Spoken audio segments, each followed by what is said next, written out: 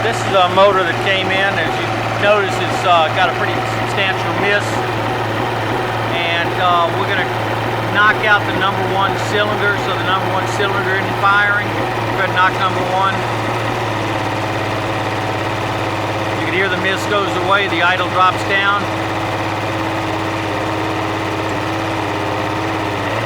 Now it's back. And the miss is back. We'll just kill one of the other ones just to show you what happens.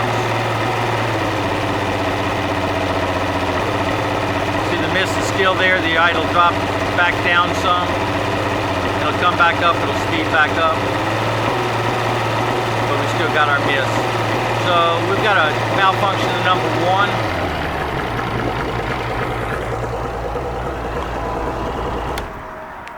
Okay, now we can... Hold on. That's one of the plugs that came out of there.